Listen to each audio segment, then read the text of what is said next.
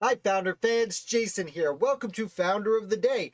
I'm going to roll up my sleeves while we get to study hall, and then we'll get to trivia. How's that sound? Sounds good. Now, forgive me if my hair is a little messed up. I've been wearing a hat. We were just at the Christmas tree lighting in the village, which is, an annual event, and it's a lot of fun. And Marcella's boy got good at it this year. We have a new village chamber of commerce, and they are fine, just fine. I'm going to pull this up here a little closer. Let's see. I am going to, should probably mute that countdown now till I fix it up. As people are rolling in, hope you guys are getting ready for the festivities as we are here. Something big at the end of this particular video. Here we go. Gonna pull up my scripts. I am just kind of holding time so you guys can roll in. I know it's Friday night and we're a little slow usually. That's okay. Countdown trivia. There we go. We are ready. Here we go. And I'm, of course, as usual, just a few minutes late. These things happen, especially on Friday nights. Okie dokie. So why don't we start this countdown? It's 8:06. We want let's say 25 minutes. How does that sound? Trivia starting in just 25 minutes. So we are going to talk about some founders, as you can see next to me. The first person we're discussing is Samuel Provoost, I believe it's pronounced. Provoost came from a wealthy New York family, and anyone just popping in, we're just doing our review of the week before we trivialize things. Samuel Provoost, wealthy New York family, ends up going to King's College, goes over to Europe for a little while where he does some studying of American, I almost said American Revolution, that's what we study here. What he was studying there was theology. There it is, theology. He ends up becoming a deacon while he's in Europe, comes back to America just as the Revolutionary War breaks out. He does side with the Patriots, though he stays in New York when the British occupy it. He kind of quietly sides with the Patriots. That being said, he was an assistant rector at Trinity Church. Trinity Church is extremely famous in New York City for being one of the revolutionary churches. Many founders buried outside Trinity Church. He was an assistant rector there, as was another gentleman named Benjamin Moore. Unfortunately for him, when it came time to appoint a new rector, Benjamin Moore got that position because Benjamin Moore was an outspoken loyalist and Samuel Provoost's loyalties were questioned by the British. He does remain there. When the Continental Army clears out the redcoats, as we discussed last week, Samuel Provoost, the Patriots want him instead, and Benjamin Moore is demoted to rector. He actually ends up leaving with the Loyalists shortly thereafter, and Samuel Provoost is brought in as his replacement and the rector of Trinity Church. The following year, he's actually elected as a bishop and is the first bishop in the history of the state of New York. He holds that position for about 15 years, most of the rest of his life, while he is then most famously chosen as chaplain of the United States Senate, the first chaplain of the United States Senate, I will add. Should also note, if you guys want to comment, I forgot to add that in. Let's copy this. Okay, and we will paste this in here real quick. No one's chatting yet, but we do want to put it up there. It's always something I forget, every time. There we go. Now it's clear. There you go. If you guys want to chat and let me know you're here, fantastic. So that is the story, essentially, of Samuel Provoost, the first chaplain of the United States Senate, and really one of the first spiritual leaders of the United States after Congress assembled. Our next founder is a man named Thomas Hunt Feldrau, I believe that's pronounced. Now, he comes from not an extremely wealthy family, starts in New York City, ends up going upstate to study at Hamilton College, which was started only about 20 years earlier. Actually, I should note, he's hard to call a founder because he was born after Thomas Jefferson was already president, but you will see why he's relevant to the founders in just a moment, or if you read next to me, if you can read that. Feldrau goes upstate to Hamilton College, which is named after Alexander Hamilton, but only opened about 20 years earlier by Samuel Kirkland, who's a really interesting character who was living with the Native Americans as a preacher before the Revolutionary War started and was very friendly with the Oneida Nation of the Iroquois Confederacy, and had actually started Hamilton College just after the Revolutionary War, named it after his friend Alexander Hamilton, as an effort to build a school for both white and Native American children to grow up together and learn together. Eventually, they add higher education to it, and that's why Thomas goes there for his education, studies, ends up practicing law in Utica, New York, which was a very fast-growing city at the time because New York State had just put the Genesee Road out through the state. I'm laughing because I live by West Genesee because it's been broken up at this point, but the Great Road that went all the way out to Buffalo from Albany, New York. And it was fast-growing, a good place for him to learn. Eventually, he moves to New York City, where he starts a law practice with none other than Aaron Burr. Now, this is leading into 1820. So Aaron Burr had already dueled with Hamilton, allegedly tried to conquer Texas, and fled to Europe and returned to America under an assumed name and started living finally under his original name. Now, you might wonder, why would anyone hang out with Aaron Burr and start a law partnership? Well, because he was a young man who wanted to get ahead in life, and Aaron Burr was an amazingly good lawyer. That is why he was able to be the third vice president of the United States. He was very smart, made his way up quickly. He also marries Maycomb, Elizabeth Maycomb, who is the daughter of banker Alexander Maycomb, who was one of the people who accidentally contributed to the Panic of 1791. Eventually, he ends up moving upstate. Thomas Hunt Feldrau doesn't play a big role, so we're getting through him pretty quick. He's a little known guy. I do want to note one of his children, Charles Eugene Feldrau, goes to Minnesota and is important in developing the state of Minnesota, becomes one of its early Supreme Court justices, served in the Union Army. And then his great-granddaughter, and I'm probably going to mispronounce her name, I apologize, Isabella Selms, was the first woman elected to Congress for the state of Arizona. So probably more powerful people coming from his lineage than from him himself, but that's fine. Let's move on to someone else here, down to less than 20 minutes. Elias Maycomb. Now, I can't pronounce this first name, and I noticed when I was doing this article that I had written about someone else with the same first name. So I'm going to screw up 2 consecutive first names, and they are the same name. Someone even emailed me this week telling me how to pronounce it. I think it's heavy on the A, so it's Elias Maycomb. I think it's pronounced Elias. The angry reader let me know, and thank you for reading and letting me know. I don't know everything. Certainly pronunciation when it comes to first names, I don't know perfectly well. Anyone just joining us, we're reviewing the founders of the week so we can get ready for trivia, as you can see, in less than 20 minutes. I'm going to keep mispronouncing his name. Elias Maycomb was a Continental Congressman from Maryland. Let me pull up my notes here. I believe he was from Delaware. Yes. Now, he is of little note other than really going to the Continental Congress. We'll go through his life story real quick, but his story is really essential to understanding some of the problems with the Articles of Confederation themselves.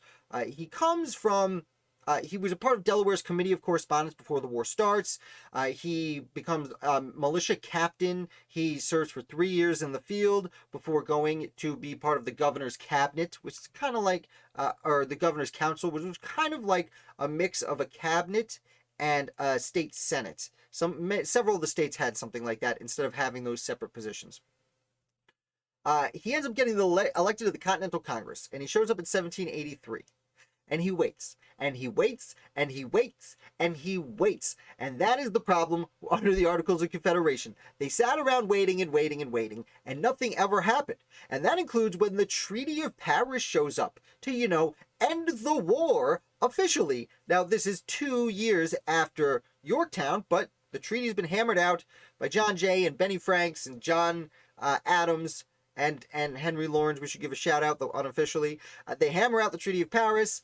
Peace is here. We just got to sign the thing. But we can't sign the thing until a representative from each of the 13 states actually shows up in Congress. This takes quite some time until eventually, fortunately, someone does show up. They all do show up, and therefore they are able to grab the, sorry, just pulling some up. They are able to ratify the Treaty of Paris. And 3 days later, Elias Maycomb leaves. He waited around enough, We signed the treaty. I'm done here because all I've been doing is waiting around. So when he leaves and several other delegates leave, what happens? Continental Congress can't meet anymore. They don't have a quorum. Basically, for all of his tenure, they would show up in the morning, say, we don't have a quorum, and go home. Finally got the quorum, ratify the Treaty of Paris, war's over, and then what do? They go home. And that is a good overview of the problems happening with the Continental Congress. Now, as for Eleazar over here, he does end up going back to Delaware. He works on several commissions trying to negotiate with Native Americans to find peace anywhere they could. He also spends time as an auditor of accounts for the state of Delaware before going into private business with the Bank of Delaware. As the United States Constitution was ratified, one of the things they wanted to do, according to Alexander Hamilton, was start some banks. And they started some banks. And each state started a bank. And Elias Maycomb ends up being the top guy at the Bank of Delaware, which was an important position in his time. Okie doke. Let's keep on keeping on. 15 minutes. Okay, only got 3 left. Okay, maybe I'll talk a little bit slower here. I'll sip some water. Give me a second. Don't worry. This guy, we have a lot to talk about. Now, several of the people I discussed this week, starting with really this gentleman, they're all, and the first 2 were not on purpose, but they're all related. They all participated in Benedict Arnold founded Benedict Arnold's trek through the Maine wilderness. So I'm going to give a brief history of that real quick before we get deeper into these founders. So Benedict Arnold, leader of militia in Connecticut, goes over to Boston, doesn't find much to do on his way back from Connecticut, runs into Samuel Holden, something Holden. The name is eluding me. Names are eluding me today. That's not good. Don't worry, I wrote the questions out ahead of time. They meet up and say, hey, Arnold, there's some availability over at Ticonderoga. Arnold goes up to Ticonderoga, takes that with Ethan Allen, goes back to Massachusetts and George Washington and says, hey, they're going to need help in Quebec. I think there's a shortcut through the Maine wilderness. And they are given permission to travel through the Maine wilderness to meet up with Richard Montgomery and the Northern Army in Quebec and attempt to take that city. They do just that. Unfortunately, it's a really arduous journey. It's a little bit longer than they expected. They're also given a map that doesn't particularly give them the best directions, and there are questions as to whether or not the person who gave them this map did it on purpose to help the British, or just that was the best map he had. It's still a little open-ended. I gotta keep fixing my hair. Like I said, I was wearing a hat all night at our Christmas tree lighting earlier. So I apologize for that. Thank you for the like, whoever threw that out. So they go up to Quebec, and then they lose the Battle of Quebec. Montgomery's killed right away. Arnold's wounded. And I'd say most of the men who actually trekked through the wilderness with Benedict Arnold end up getting captured at the Battle of Quebec after that arduous trek, where they're forced to eat some of Henry Dearborn's dogs. Henry Dearborn, a later Thomas Jefferson, Secretary of War, the only Secretary of War, Thomas Jefferson, and a future ranking general, senior officer in the American United States Army during the War of 1812. They eat his dogs. He keeps a very good journal for us. That's really nice of him. Aaron Burr also is on this very arduous trek through the Maine wilderness. So I know Benedict Arnold nowadays is not considered everyone's favorite person in the world, but early in the war, this was him establishing himself as a hero, and the men followed him and loved him, despite the tragic ending and the capture at Quebec for many of the soldiers. Now, I bring this up because, as I said, several of the people we're about to discuss are actually on that journey, and Eleazar Oswald, again, I can't say this first name, Eleazar, I think it's Eleazar Oswald, is one of the people on this journey. He is a young man who was born in England, moved to North America as a teenager. The war starts not too long after that, and he's in Quebec. He's actually in in Connecticut, in part of the militia. He follows Benedict Arnold to Fort Ticonderoga. This guy's one of the few people that they pretty easily take Fort Ticonderoga, and essentially some people from Vermont and some people from Connecticut invade New York, is how New York saw most of this going on. But they take Ticonderoga.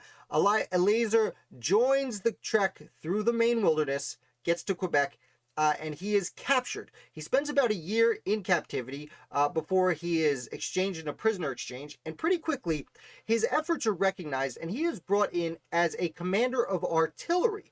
And he ends up working as the #1 artillery officer under Charles Lee, Major General Charles Lee, who's the #2, technically #3, but really #2 general in the Continental Army at this point. So he, other than Henry Knox, Eleazar Oswald has the most artillery capacity under his command. Unfortunately, he joins Lee at the Battle of Monmouth. And this is where, famously, George Washington is coming upon the battle, and he sees the men in retreat. And then Charles Lee shows up, and George Washington gives him a good tongue lashing. Why are you retreating? Why are you retreating? And the reason he was retreating was Eleazar Oswald. The reason for this is he was commander of artillery, and there were some cannons that were broken on the field, and there were men trying to remove the cannons from the field. Now, Oswald, seeing this unfold, not knowing if the Americans would win or lose the battle, decides, hey, I will help these guys get this off the field, because if we lose the battle, we don't want to leave this cannon for the British. So, some other men and officers on the field see this happening. Charles Lee goes over to Oswald and says, what are you doing here? We're in the middle of a battle. And Oswald says, I'm just helping these guys get off the field. I'll be right back. And Lee says, okay, that's fine. I trust you. That's why you're my commander of artillery. And Lee leaves and goes to further battle. But some other officers had noticed that they couldn't hear because the gunfire and the volume. They noticed Lee go over, talk to Oswald, and then see Oswald leaving the field, and they think a retreat has been ordered. And this rumor spreads across the battlefield until men are very disorganized, in a very disorganized manner, retreating from Monmouth. And therefore, Charles Lee does the only thing he thinks is appropriate, and he orders a general retreat, which means he tells everyone to leave so that they can at least reorganize and appropriately participate in this battle. That's when George Washington, having seen men very disorganized retreating, comes upon Charles Lee and gives him the famous tongue lashing. Now, Lee ends up getting his court-martial. Oswald is actually given a commendation for his effort at the Battle of Monmouth because he was doing a very good job. He's doing exactly what he was supposed to. And that's that. Unfortunately, he's not happy, and he ends up leaving the Continental Army shortly thereafter because he really doesn't like the way Lee is treated in this whole scenario. Now, let's let our personal feelings about Charles Lee aside. Not all of us necessarily love Charles Lee's attitude during the war, but that's fine, just fine. That is what happened. Now, later on, Oswald has a fun career after this. First, he goes and becomes a little bit of an anti-federalist. Not only a little bit, a pretty big anti-federalist. He writes for several newspapers and starts a few of his own. The most noteworthy was the Independent Gazetteer, I think it's Gazetteer, which promoted anti-federalist principles, tried to stop ratification. Once the Constitution is ratified, well, this guy's still a soldier, and he wants to go soldier. So he goes over to Europe and actually joins the French Revolution and fights with the French army against the rest of Europe under Napoleon. He's really respected still, and he is hired by Napoleon. I shouldn't say that. He's hired by the French. I don't know if it's Napoleon himself, but he's hired by the French to go and be a secret agent to snipe information from the British. And he spends a good amount of time in Ireland promoting resistance against Great Britain. Now, this is just a few years before Ireland does have a revolution of its own, and he contributes to a lot of that, just out there saying, you guys get rid of this guy. We did it. You can do it. Right? In 1795, he sails back to New York to be an American. Unfortunately, almost as soon as he arrives, he's swept up in the yellow fever epidemic of 1795 and passes away. Still just a fairly young man. All right. 6 minutes 2 more guys to do. We'll rock through it. I see flag system for battlefield comms would have saved that. A flag system for battlefield communications would have saved that. Interesting, Troy. It's very interesting. I never considered that they should have had a flag system. And now that you've brought it up, I'm very surprised they didn't. Part of me wants to say they did, and I just never learned about it because war history is only something I started reading about when I was considering starting Founder of the Day. I'm not as passionate about it as the politics, we'll say that. Though I have done a tremendous amount of research since then because I don't want to get caught off my toes, but I've not heard of a flag system. It makes a lot of sense that they would have a flag system. It also makes a lot of sense that they wouldn't have a flag system because there were so many good things they didn't have. Now, Silas Wheeler, we should be able to blast through pretty quickly, and anyone just popping in, we're just reviewing the week. So we can do trivia in 5 minutes and 43 seconds, and there's going to be something special at the end tonight. Don't you worry, just you wait, don't you worry. Silas Wheeler. This gentleman is extremely random, and I stumbled onto him a while back because there were several Silas Wheelers that I was reading about, and things didn't add up, and it took me a while to realize there were several Silas Wheelers. And we're talking about just one of them today. The one who Wheeler, New York is named after that I've driven through on several occasions going out to the western part of the state. Let's get into it. So Silas Wheeler was from, where else? Concord, New Hampshire. No, stop it. Concord, Massachusetts. Pardon me. Wheeler was from Concord, Massachusetts. He got married and had moved in with his wife's family in Rhode Island, and was actually involved with the Gaspee affair, which was, very long story short, one of the first acts of violence leading up to the Revolutionary War, where the ship, the Gaspee, owned by the British, was out in the harbor. The Patriots went out, burned it down. Either way, he is a patriot by the time the war breaks out. Additionally, being from Concord, of Lexington and Concord fame, he had family members who actually fought in the Battle of Lexington and Concord. And this is where I got confusion as I was speaking earlier. Several of his family members, at least one of whom fought in those battles, was also named Silas Wheeler. But it was not this one. It was his family. Because it was a lot more common back then to have cousins with precisely the same name. Like James Madison. You know, James Madison, the president of the College of William and Mary during the American founding? Yeah, cousin of President James Madison was also the president of the College of William and Mary. It was common. Anyway, Silas Wheeler joins the fight. Since his family was fighting, he was already a patriot. He, like I said earlier, was one of the many people who joined Benedict Arnold on the travel through the Maine wilderness. Once they got to Quebec, they lost the battle, and much like Eleazar Oswald that we were just speaking of, Wheeler was also one of the many, many people captured as thanks for their efforts traveling through the Maine wilderness, eating Henry Dearborns' dogs, which I know I brought up before, but I actually have a quote from a family member that spoke about how Wheeler would always say that Henry Dearborns' dogs were, quote, nothing ever tasted better to him, end quote. That was how arduous a task it was to travel through the Maine wilderness in the dead of winter, that eating his friend's dogs, he was so hungry for the rest of his life, he would remember as the best tasting meal he ever had. It speaks wonders to the environment they were in. He's captured. He's there about a year. Like many people captured at Quebec, he's exchanged at the end of the following year. He decides, okay, the best way for me to fight is to be a privateer. I'm going to go to sea, and we will privatize this war. And he did that very briefly before his ship was captured by the British. And he was brought back to Great Britain to be held as a prisoner for the second time. Time out. I forgot. The name of my article is He Loses His Hair for His Country. When he was imprisoned the first time after Quebec, he caught smallpox and lost all his hair and would never grow his hair back. Then he became a privateer, was captured by the British and brought to England for almost 2 years. He was actually released with the help of a gentleman named Henry Grattan. Now, I'm not going to get too into Henry Grattan now, but he's a really important figure in Ireland's history. Really stood up to Great Britain in Parliament to fight for the rights of Irishmen. There were always I've heard arguments that the first colony Britain had was Ireland, and they treated them like a colony before they started sailing around the world. It makes a lot of sense.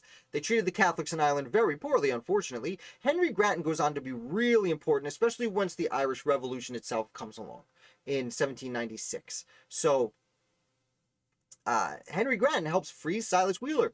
Wheeler goes home and then actually names his son after Henry Grattan. By the time he gets home, he'd been in captivity for about 3 years, so the war was essentially over at this point, and he does not go back, but he does. After the war, many states in the Continental Congress, since they couldn't really pay people, offered soldiers land, and those soldiers would generally sell the land to rich speculators, and then Hamilton comes around later and creates the Bank of New York and pays full price to these speculators who bought the land, but doesn't pay anything to these people who sold it under its value, these veterans. That's a different story, but I like to bring that up because Silas Wheeler is one of the few people who took the land and went and settled it. And now that's Wheeler, New York, not far from here. He was known for his apple trees, and anytime a traveler came through, he was happy to feed them and tell them the story of how he had no food in the Maine wilderness and had to eat Henry Dearborn's dogs, and the thank he got for that was a year in prison after the Battle of Quebec and all his hair lost when he caught smallpox. Welcome to being a commonplace soldier, private in the Revolutionary War. Now we're down to 7 seconds, so I'm going to fly through this next guy really quick. Roger Enos is actually someone I've spoken about before. He's actually tomorrow's founder. And I'm out of time, but real quick, he's actually tomorrow's founder, so you can read more about him or watch the video tomorrow about him. But essentially, he was one of several men, along with Christopher Green and Daniel Morgan, who were colonels who were told to lead a contingent under Benedict Arnold. Benedict Arnold was in command through the Maine wilderness. Morgan, Green, and Enos were his colonels leading the units of men. About halfway through the journey, while they're eating Henry Dearborn's dogs, Roger Enos disobeys orders from Arnold and turns around and brings his men back to Massachusetts in the Continental Army. Now, he is court-martialed for this, and the court of public opinion calls him a traitor and a treasonist. But the court-martial says he didn't do anything wrong, because he, rightfully, it seems, thought his men were going to starve to death, and they were not going to disobey their orders, so he turned around and left. He was in charge of the rear guard, so unfortunately he did leave Arnold's rear guard exposed, but that didn't much matter in the Maine wilderness, where they were certainly not under attack. It did, however, lead to less soldiers being at the Battle of Quebec, but the Battle of Quebec was an entire disaster. Enos, for his part, actually goes on. Anyone just joined us? We're wrapping up here. I ran out of time, but Enos was the... despite public opinion being against him for leaving Arnold during the Maine wilderness trek, or the Maine expedition, as it's often called, Enos moves to Vermont, and he becomes a major general in the Vermont militia and participates further in the war and becomes a real important founder of Vermont, and is actually buried in the Allen family graveyard with Ethan Allen and his less famous, though arguably more important, brother Ira Allen, and so he is one of the founders of Vermont. That being said, whammy, we did it. Thank you for coming. We are all done with the fun that is study hall. It is time for trivia. Don't look at that. As with every week, I put up all the questions, and I forget to go back to the first one before we start. But here's the first one. Who was the first chaplain in the United States Senate? And while we do this, I am going to do this. I am going to do timer 1 minute. There we go. Now, I'm going to stop this one early because I've already put the question out there. You've had a few seconds to think about it. Anyone joining us, let me know you're here. Even if you don't know the answer to this question, this was the first person we spoke about today. That will be your hint for right about now. I will put this over here, I suppose. Take a sip of water. And apparently everyone came in a little bit late. Caught you, class. I caught you. That's all right. I've given you 30 seconds. This is a challenging question, so I will pop it up for you. Samuel Provoost, as we said, he was a deacon from New York City, worked at Trinity Church, and when Congress under the Constitution first met it was in New York City. So he was brought in as the first real spiritual leader of the United States Congress. I'm going to pop off that timer. Let's go here. Boom. Next question. Putting the time up right away. I said as you were typing, well, 2 O's and 3 O's technically in Provost. Historical, thank you for playing. And thank you for getting it right. To establish himself as a reputable lawyer in New York, what surprising founder did Thomas Hunt Feldrau begin a partnership with? It was a law partnership that he started with a very surprising person. Now, if you came in a little late, I will say it is really hard to consider Feldrau a founder because he came in so late. He was born during the Jefferson administration. But I see an answer coming in. Troy came in with an answer. Ginger, hi, thanks for playing. Oh, John Adams is a great guess. It is surprising, but as is Burr. Those are both very surprising names for this young man to partner with. 8, 7, 6, 5, 4, and I will give you the answer. Aaron Burr. Troy nailed it. Aaron Burr, an old man Aaron Burr coming around.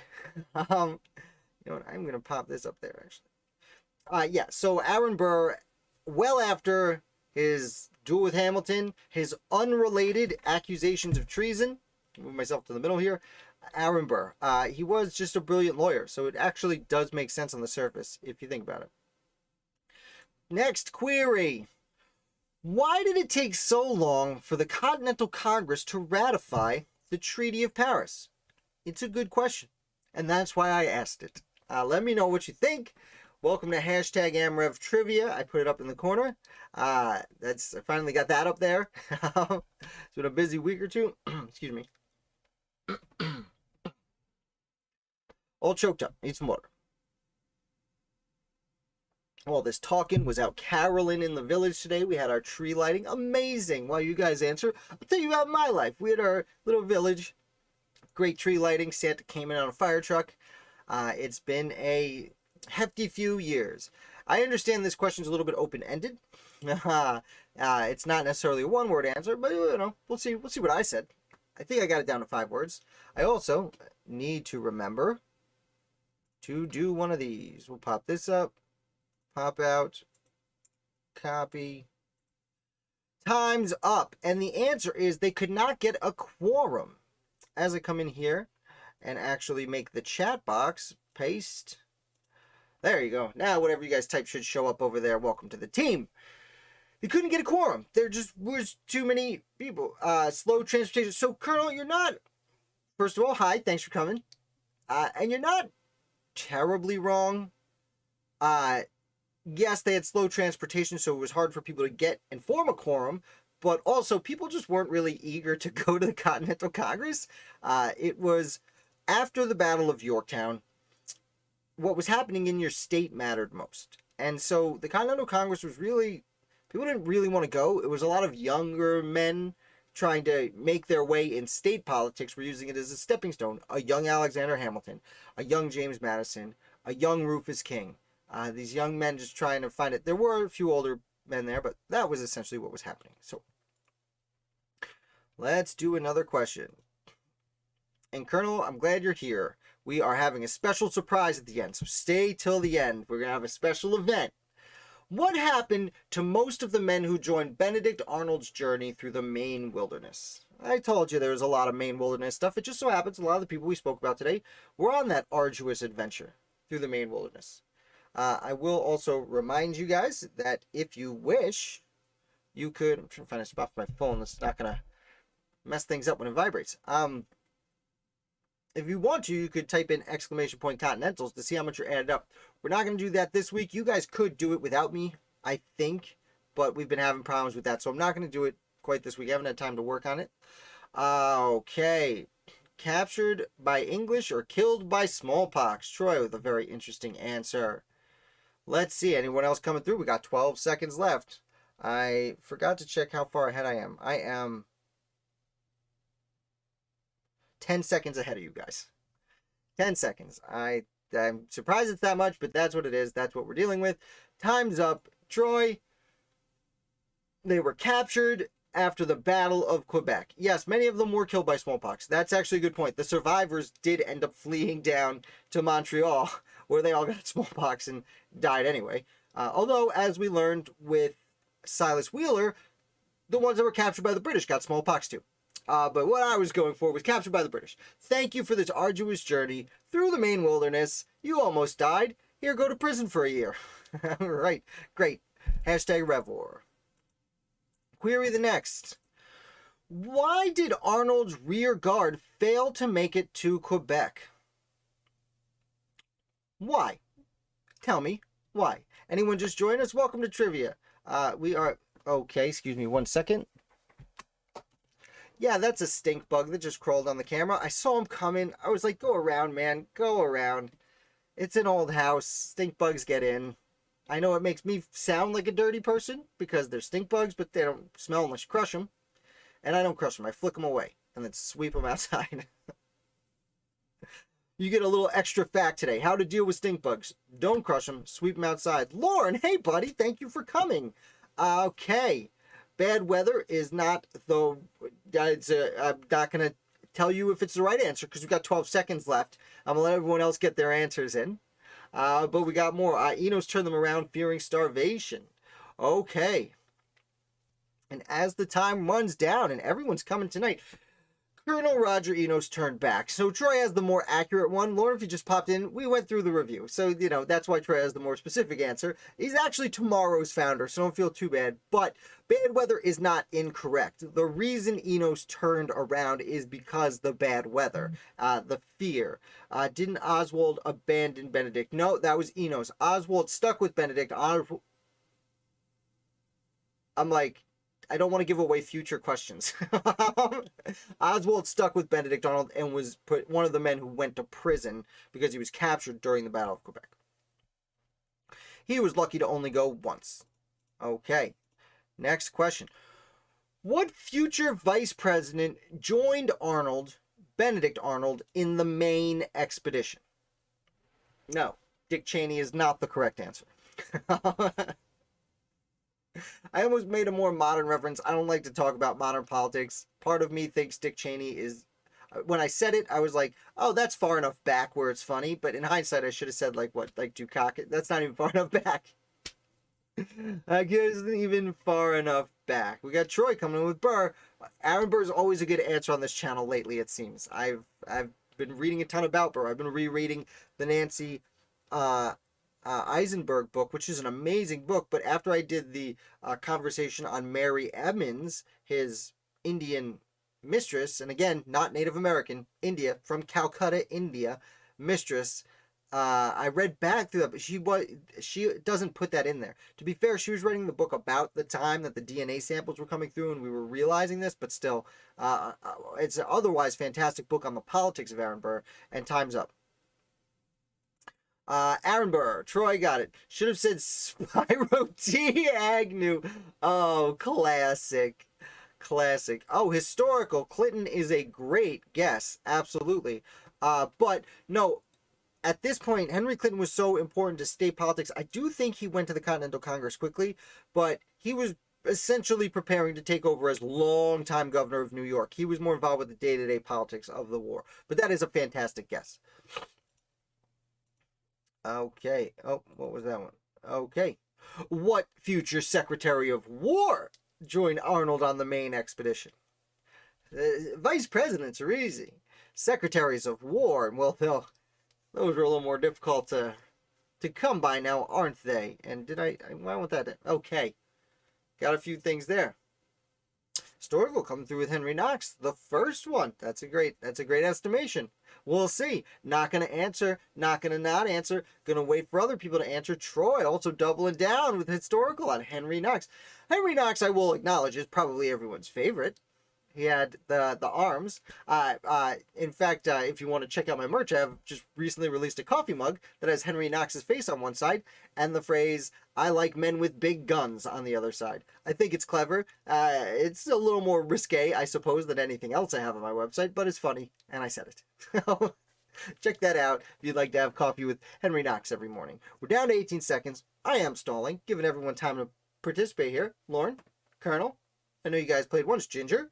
You guys were playing before, so I'm calling you out.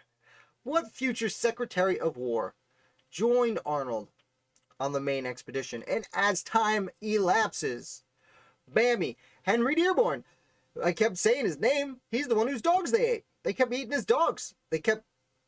Nom, nom, nom, nom, nom, nom. They apparently were very tasty. Henry Dearborn has a long career, ends up going on to serve as Thomas Jefferson's Secretary of War throughout his administration. Jefferson, interestingly, kept almost the entirely same cabinet throughout both of his terms. He leaves when Madison takes over, but comes back and joins the fight during the War of 1812. Am I getting my time? Yeah, no. During the War of 1812, he's the senior officer in the United States Army. And that's that. You missed Study Hall, Colonel? That's all right. Henry Dearborn. Dogman Dearborn. There it is. Henry Dogman. No, okay. I almost said he has an actual photograph taken. I often confuse him with... Now I'm forgetting the name. Armstrong. John Armstrong. I often confuse the two. Armstrong, you can actually see a photograph of Armstrong with a dog in the photograph. Is what's fun. Okay, I'll read this question. We'll go on. What did Henry Dearborn's fellow soldiers eat during the Maine expedition? So every single person, even the person who just jumped in, should know the answer to this question because I keep giving it away. We'll continue talking. I always confuse Dearborn and Armstrong for whatever reason. Armstrong would later go on to be Dearborn was Secretary of War for Jefferson. Armstrong was Secretary of War for a time during Madison. Dearborn would be the senior officer in the Continental Army during, not the Continental Army, the United States Army. He would be senior officer in the Army during the War of 1812. And then Armstrong later actually has his photograph taken. He's one of the few Continental Army veterans who has a photograph you can see. And the only one of like the major administrations. And there's a dog, a hound next to him in the picture. And yes, I gave you guys all this answer. I'm a dummy. Deal with it. You've come to the wrong place. If you don't want... I put a lot of work into making sure the history is right. I can be a real dummy when it comes to giving away the trivia questions. His dogs, not much except the pooch and buns. Ha! I told us Dearborn's dogs. Yeah, I told you. I stink. I'm glad you guys are all here. Hopefully Ashley pops in too, because I got a little bit of a surprise for you long-timers at the end here. Everyone can have fun with it. But you guys have been around a while. You guys are really going to like this. What general was publicly yelled at by George Washington during the Battle of Monmouth? Now, I could pop up Armstrong's photo if you want after we do this. Absolutely. He's ugly. Now, I realize now I couldn't figure out a better word for yelled, but as I'm reading it, the word is admonished. What general was publicly admonished by George Washington during the Battle of Monmouth? Because the battle does continue after this, because now that Washington's here, there's no retreat. Let's go. No, stop it, guys. Get back in line. Go stand in line and get shot at. What are you guys doing? Okay, we got some Lees. Herkimer. Okay, cool, Lauren. I love a good Herkimer reference. I live in upstate New York. Oh, if I'm not mistaken, you were from upstate New York for a time, weren't you, Lauren? Charles Lee is the correct answer, unfortunately for you, Lauren. Charles Lee, the number 2 major general in the Continental Army at this point, was always a hassle for Washington. Kind of an asshole. Sorry, my language. Nick, thank you for coming. Right to hear me cuss. You're welcome. I was doing my George Washington impression at the Battle of Monmouth when he was talking to Lee. I think a-hole is the word George Washington used. No, that can't be true. Let's continue on. Great job, guys. Great job. And our final question before the surprise tonight. Who accidentally gave fellow officers the impression that Lee had ordered a retreat? Now, Lee does go on to order a general retreat, but only because after a conversation with the answer to this question, other people couldn't hear what was going on, but saw them talk and saw this person leaving the field. It was Lee's head of artillery, if that helps. The number 2 artillery guy after Henry Knox, who we were talking about before, who everyone was so excited for. And rightfully so. Oh, I did want to note before we were talking about, people said Henry Knox being at the trek through the Maine wilderness. At that point, Arnold had captured Fort Ticonderoga, then went back and went up through Maine.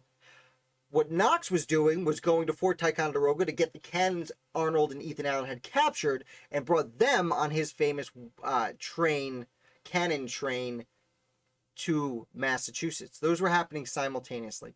Time is up. We got Elias Oswald, Gates, and Oswald, and the answer is Elias Oswald. I can't say that name. No. Historical, if you popped it a little bit late, that might be why you missed it. This gentleman was number 2 in artillery. He had been captured after the trek through the Maine wilderness, was liberated, ends up, joining Lee and serving as his head of artillery, and he was bringing the cannon from the field because it was broken. Lee goes over and says, "What are you doing?" And he says, "I'm bringing this off the field so the British don't get it." And he says, "Okay." And then the other officers couldn't hear what was going on because all the violence on the field, saw him talk to Oswald and Oswald leave. If you want to learn more about Oswald, go back a few minutes, or after we're done here, just watch the video I put out this week.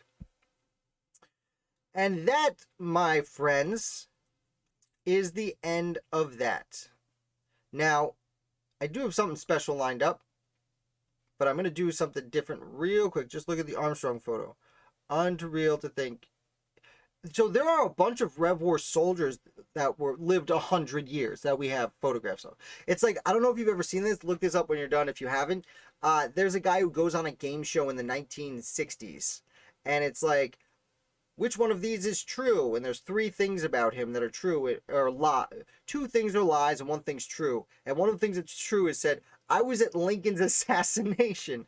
I probably just got demonetized for saying that word. And that was true.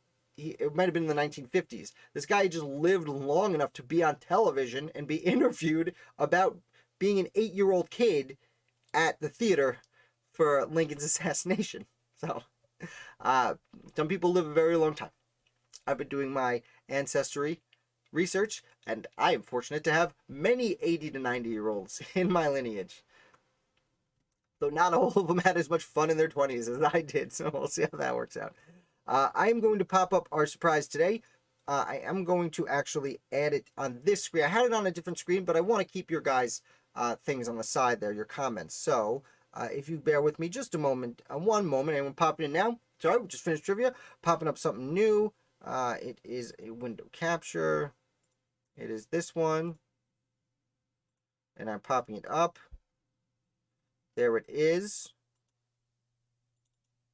No, oh. Gonna grab it. Nope. That's what you guys are doing. What's going on here? Oh, I see what. 1 second, guys. 1 second. Okay. Well, I apologize for that. Give me 1 moment here. I need to actually open it up on my screen, and then I can select it here, and then that'll be fun if it wants me to. It's giving me some trouble, and I apologize for that. There it is. Okay, it's probably going to be real big. I will shrink it down. Nope, there it is. Here it is, guys. We are going to go back old school and name 243 American founders, just as we've done in the past.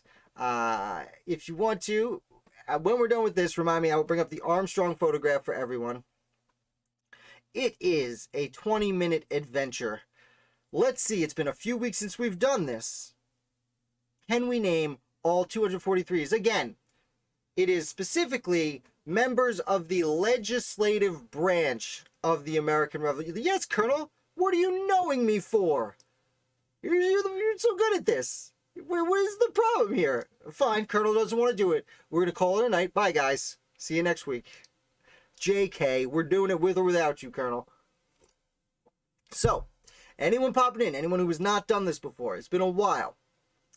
We are about to attempt to name 243 American founders. They are from the legislative branch, so soldiers might not count. Specifically, as you see in front of you, they are delegates to the First Continental Congress, signers of the Declaration of Independence, signers of the Articles of Confederation, Constitutional Convention delegates, and members of the First House of Representatives and First United States Senate. It's a lot of people. Unfortunately, it's not every member of the Continental Congress, only the ones who signed some stuff. It's not only the signers of the Constitution, it's delegates who attended that convention and members of Congress. Again, Congress technically includes both the House and the Senate. It's going to be a romping good time. I am ready to type. We haven't done it in like a month and a half, and it's because my fingers still hurt from the last time. But when you guys are ready, I will remind you, I am actually going to get the timer ready. I'm going to put 20 minutes because it takes 20 minutes to go through this. I will recommend that you guys start with the Big Six. Excuse me. And whenever you guys start typing, I'm going to start going because I'm 10 seconds ahead of you guys. So to give you guys the full-fledged time, I'm waiting on you. I'm ready. We need your help. I'm going to go get rum first. Okay, Troy. Lauren, we'll see you when you get back. Oh, he's back. He's back. He's drunk. And he started with Hancock, who is not one of the Big Six. There we go. Play quiz. We've got Hancock, Washington, Jefferson, Adams. Great start. Franklin. Who we forgetting? Big Six. Big Six. Monroe, not one of the Big Six. Pretty close, though. Really important. Super underrated, actually. Despite being a president and a name people know. And that's it. We're running out of time, guys. Time's moving. Time is moving. Roberto. No. Is he? Oh, it is. Yes. Oh, I was thinking of the French dude. Wow, Ginger coming in hot. Carol. Now, there are two names that we're going to be really unhappy we made. Okay, Madison. There's one of them. Madison. 3 of you got Madison. Scott, thanks for coming. Sedgwick. How'd you know we were playing this again this week? Sedgwick. Why can't I spell it? Sedgwick. There we go. Got it. Hamilton. Thank you, Colonel. We would have been real unhappy if we didn't get that one. Hancock. I think we got. Oh, and they're coming in hot now. Stone. Carroll. I think we got. Button Gwinnett. With the most expensive signature in American history. Because he died so soon. And he signed the Constitution. Klingon. Classic. Clark. Signer. Parker. Stockton. Pierce. Bourne. Bartlett. Oh, did I spell Bourne wrong? Bourne. Bartlett. Dana. Ward. Vining. Ingersoll. Kent? No, that's an interesting guess, though. For sure. Folsom. Oh. Folsom. I can't type today. Oh, we did Folsom. That's all right. Borum. I forgot to remind you. It's better to say it twice than none at all. Gary. Pendleton. Huger. So if you think someone else might have said it, but you're not sure, say it anyway. Collins. Hooper. Hopkins. Lawrence. Sedgwick. We did. I just couldn't spell it before. Hopkinson. Marchand. Scott. Oh, man, I can't type today. Scott. Tillman. Tileman is how you remember it, but I think it's pronounced Tillman. Ellery. Good one. Dewar. Morris. There we go, guys. Morton. Salt. Mifflin. Dunder Mifflin. De Hart. Excellent. De Hart. Okay, thank you, Colonel. Reed. Hart. Crane. Rodney. Gilman. Good one. The only side of the Constitution I've never written about. I don't know why. I keep putting it off. Dyke. Van Dyke. There's a few more Vans in there. Penn. Yes, sir. Dickinson. Really, the 7th member of the Big Six. John Jay's the 7th member of the Big Six. Dickens is probably the 8th member of the Big Six. 9th being probably Robert Morse. Galloway. Despite being a loyalist, was at that first Continental Congress. Bourne we actually already got. Morton, I think we just got. That's all right. Better say it twice. Hughes. Gadsden. I know what you're trying to go for, Troy. Mason.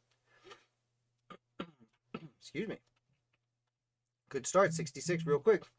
Thornton. Okay. How much time do we have left? 16 minutes. Oh, we're rolling. Van Rensselaer. You spelled it right. Well done, Colonel. It's tough. That's the toughest name on the list. Henry. Lee is a bunch of right answers. Hayward, as you can see popping up. Giles. Lee. Oh, we just did it. That's right. You guys are typing at the same time. Penn, I think we just got. Lynch is 2 correct answers. Thomas Lynch and Thomas Lynch Jr., both of whom died relatively young. Well, the first one lived kind of a long time. Stockton, I think we got. Jay, Troy. I accidentally said that name before without thinking about it. Certainly glad I did. We would have been very unhappy to have missed that name. Hopkinson. And that's one of the names at the end we would never have thought of because we're like, of course we got John Jay. Clymer. Yes, I see what you're going for, Lauren. Harrison, for sure. Sherman. Harrison, number 2 on the list right there. Wolcott. Don't you know it's insane? Hudson. If you listen to Vampire Weekend, you'll get that reference. Hall. Sherman. Good one. With Oh. Sherman? I guess we already did Sherman. With Randolph. Yes, at least 1, if not 2. Yates. Yes, count them. Blount. I understand that name is pronounced Blunt. I always pronounced it Blount, but recently it came to my attention that, like many names, I was pronouncing it wrong. Cadwallader. Dayton. Boudinot. Smith.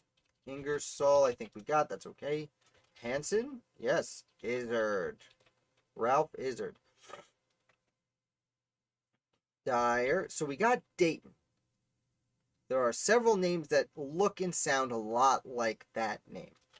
Walker. King. Thank you, Scott. Don't need the full name. Just the last one, but Rufus is his first name. Witherspoon. It's actually helpful to just do the last name too, because like Lee is like 4 correct answers, but we just type it gives us all 4. Withers. I think I typed Witherspoon. Spoon. Yes. Bassett. Drayton is the one I was thinking of. Yes. Goldsboro. Yes. Ames. Fisher Ames for sure. Livingston. King, we just got. That's all right. Gwinnett. Thank you, Deborah. I think we actually did Gwinnett pretty early this time, but it's definitely a right answer. DeHart, I think we got actually already. Lee, I think we got. That's why I said it. I'm not going to make that mistake again. Few, Low, Reed, Hudson.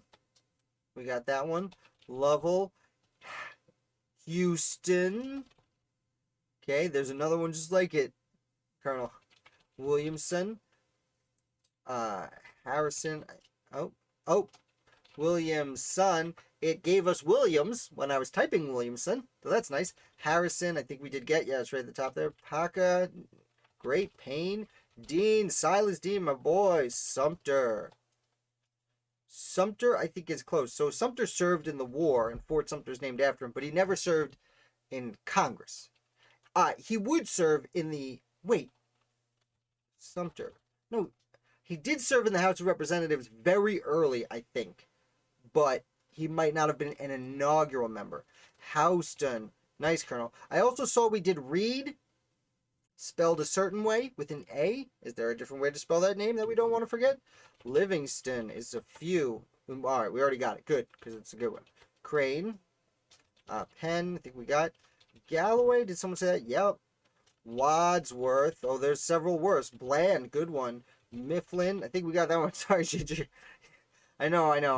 They're all right answers. They just have been done already. Bourne. See, it's not just you. Don't worry about it. Bloodworth, for sure. Important anti-federalist in North Carolina. Scudder. Tileman. Yes, we got that one. Gadsden, we might have already done. That's all right. Chase. Gale. Good one. Johnson. Is there one exactly? The Ginger Johnson was right. Is there one just like Johnson, but with one more letter in there? Nick, we got that. Reed. Deborah, we got that. Reed. There it is, Colonel. Oh, Henry. I don't want to skip. Bland. Henry again. We got him. Dickinson. We got. And then there's Reed. Oh, wait. We already did it. Never mind. Sorry, guys. I gave you that hint for no reason. Sorry for wasting your time. Mercer for sure. Stone. Got Greystone. So, Lauren, you're thinking of Gray's son, okay, from Virginia. An anti-federalist who ends up being an inaugural senator from Virginia. Grayson. I'm assuming you meant Grayson, not Greystone. It's pretty close. Ross Johnston. There it is. Scott, I'm assuming that's Wilson. I'll try Wisen. Nope. Oh, there is one that sounds like Wisen. That's not up here yet. Blackstone. Nope, that's a good one. William Blackstone wrote a popular legal book in England that was used at the time, though. So, good reference. Gray, Lynch, I think we got it. Yep. Thornton, yep, got it. Sini, Conti, Rutledge, that's a good one. Wolcott, don't you know it's in sign? I think we got it. Oh, Ward, McKean, that's a good one. Sullivan, yes. Broom, Strong. Humphreys, nice, Deborah. All right, 99 left to go, and we're not even halfway through our time, and we're well more than halfway done. We can do pretty good on this one, I'm feeling. All right, Gary, Biddle. Oh, we must have done Gary. Biddle we did not do. That's a great one. Sherman, again, yep, didn't work before. We must have gotten it already. Huntington, got it. Morton Salt, think we did. Ross, did we do? Yep. Paca might have come through. Roberdeau we did early. I feel like a fool because I was saying it was wrong because I was confusing with Rochambeau. Dyer. With. We did with. It is the correct answer, Lauren, for sure. Rodney might have gotten. Williams, I think it gave us when we did Williamson. Tillman, yeah, we got the Tills. Rush, don't want to forget Dr. Ben. Terry? No. Hirsch? No. I don't know if I've ever run into that name in the past. I've run into it in the modern world. I grew up with a gentleman with the last name Hirsch. Paca we did. Middleton we did not do. That's probably 2. Hinkney is probably 2. Excuse me. The hiccups over here. What you do to me? Tony Braxton. McKean, I think we got. Hearst? You're really pushing that. I'm not sure what you're going for, Lauren. I'm sure there is a name that you are trying to get out. I am not positive which name it is. Folsom. All right, we're slowing down a little bit, so let's go down through a little bit here. Well, a bunch of articles signers we need a lot of. Oh, Jacobs. Oh, Ellery. I must have done him. That's definitely the right name. Mick Henry. Yes. Good one. Need some Virginia signers. Virginia congressmen. A lot of Virginia. Something H. I'm having trouble thinking of it. Okay. Oh, we need the Secretary of the Congresses. The guy who took all the notes from Pennsylvania. Declaration signer from Pennsylvania. Constitutional Convention delegate from Pennsylvania. I think we did get J. We got a little bit late. I accidentally gave it away. But that is a good answer. Okay, some declaration signers from Pennsylvania. Some leaders of revolutionary New York. Some declaration signers from New York. Troy, that is the worst spelling of Thompson I've ever seen. Thank you, Deborah, for correcting him. Bassett. Bassett we must have gotten. Holden is right. Well done, Lauren. Dwayne, nice. Okay, we already got Dewar down here. What is this? Massachusetts.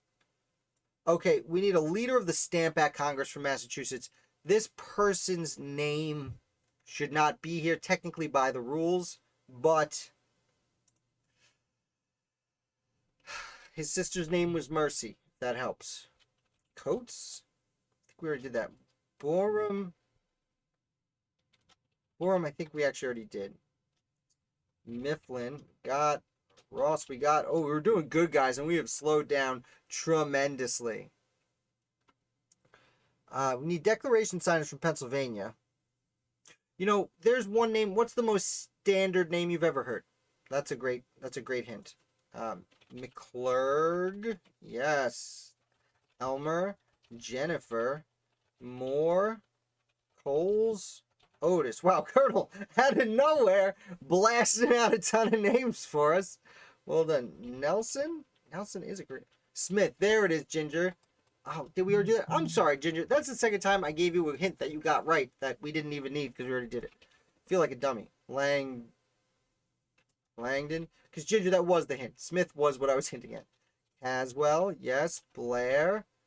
Watkins. I live not far from Watkins Glen. I don't know about that.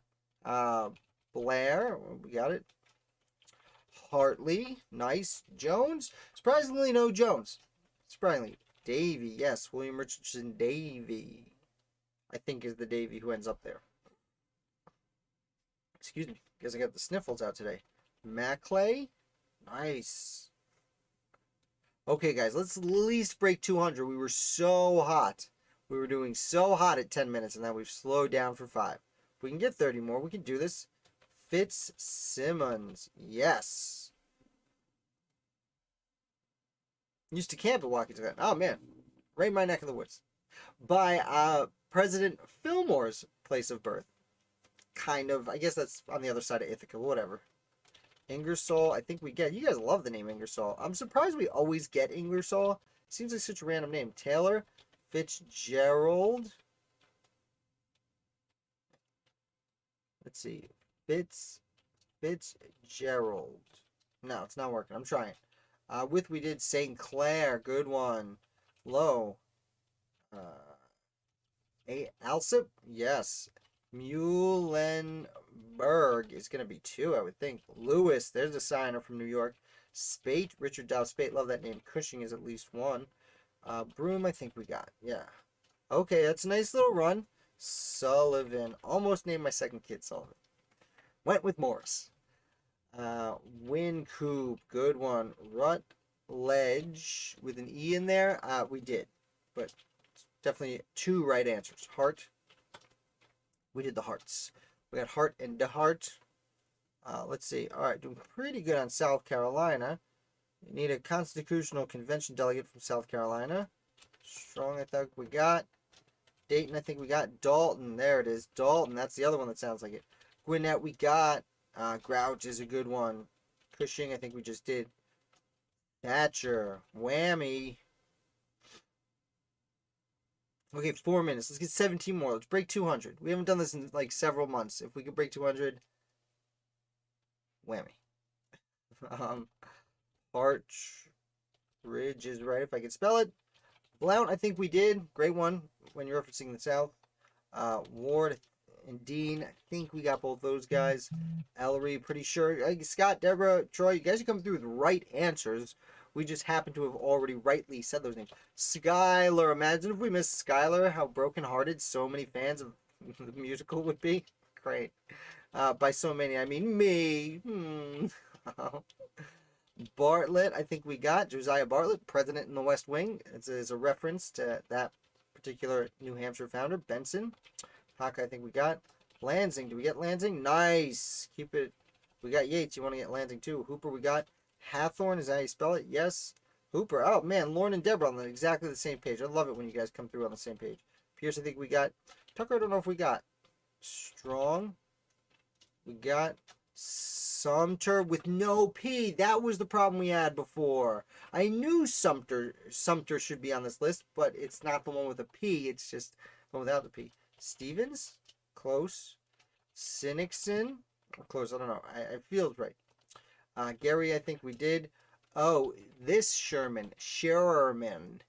Hughes, do we? Oh, got it. Kinsey, nice. I think we got McHenry. Trumbull is at least 1. Yep. As well, we might have done. Okay. Been pretty good. I guess it's my Scarface voice. I don't. Stevens, maybe. That's what I don't do. We don't do impressions here. Bedford, nice. Gun.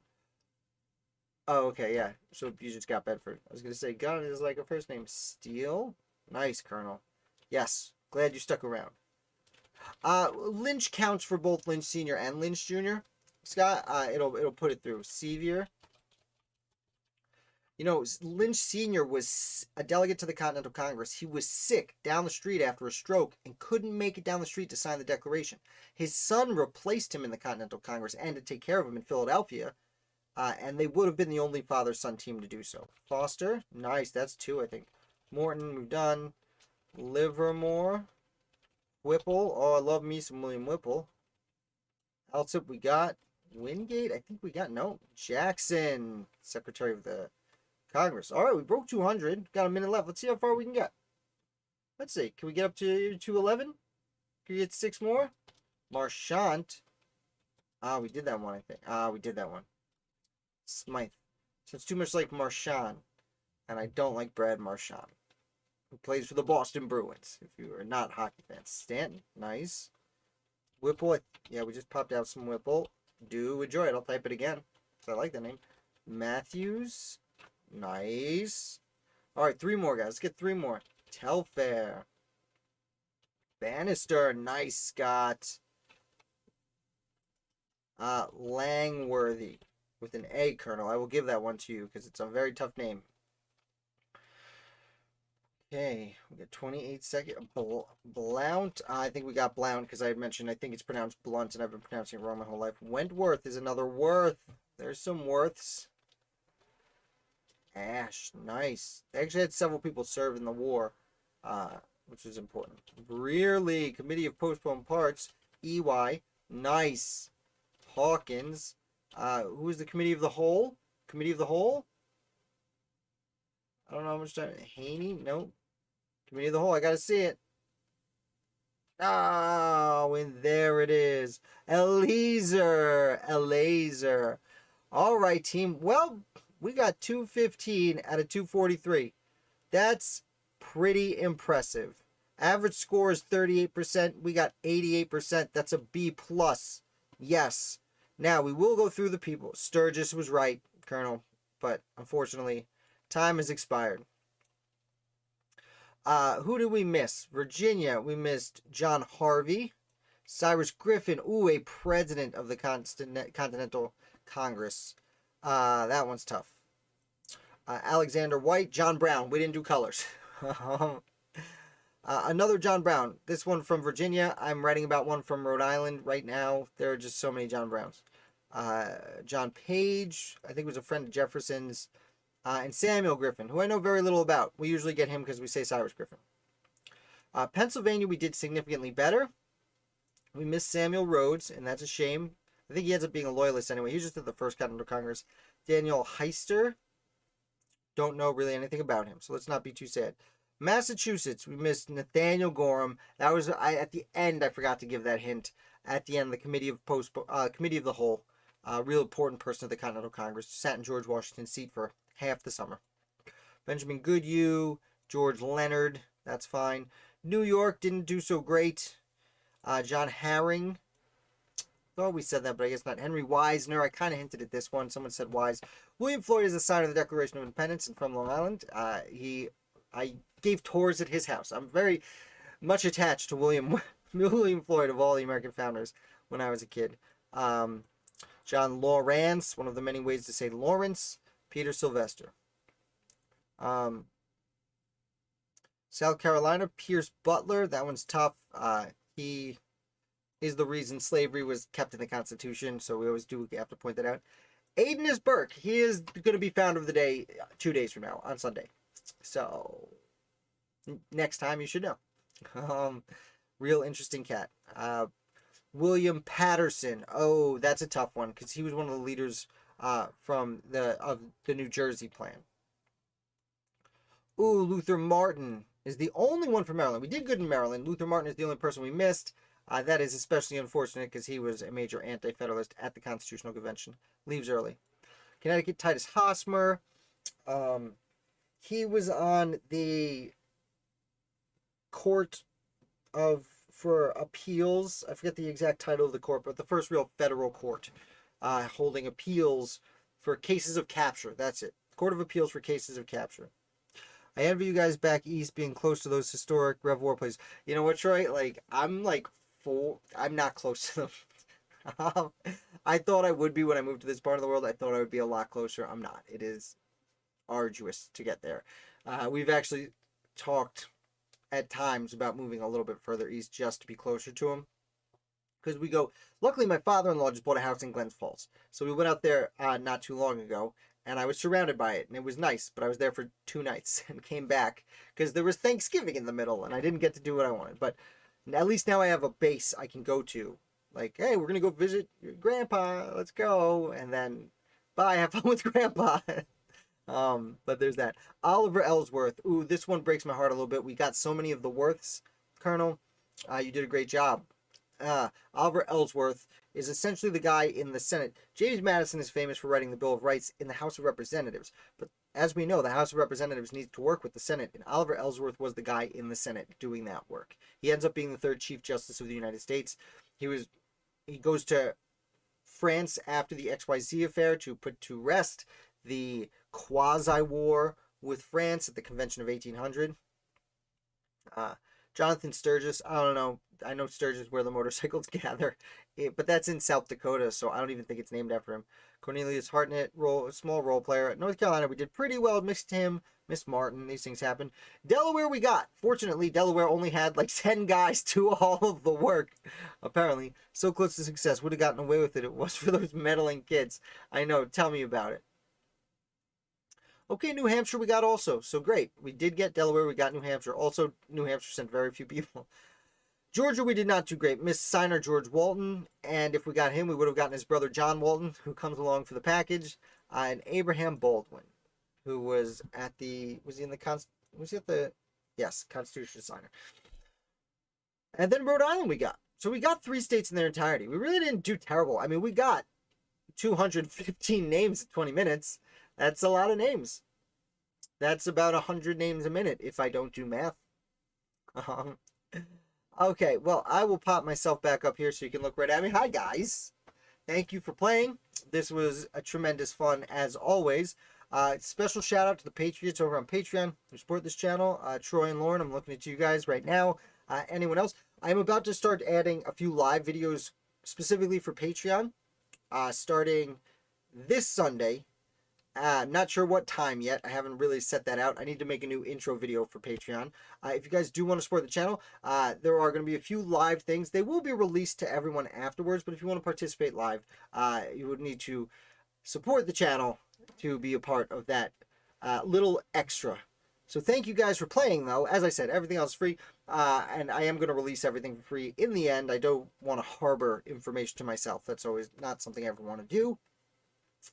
And then I'm going to go, how is Washbot? I don't know. Try him out. He's here.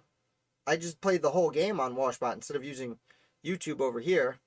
Because when I'm on this screen, I want to look this way. Because if I'm looking this way the whole time, it'll make you guys feel uncomfortable. If I'm reading here, where I have YouTube. But over here is Washbot. And see how much more comfortable it is when it looks like I'm looking at what you're looking at? Troy, thank you so much. You have a great weekend too. Happy holidays. We will be back here next Friday with more trivia.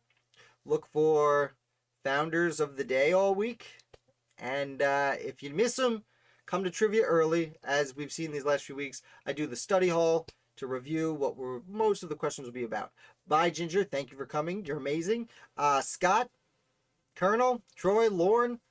Who did I miss? Historic. If you're still here, I know people have been leaving since I got to the end here. You guys are amazing. I had a great time. Hope you did too.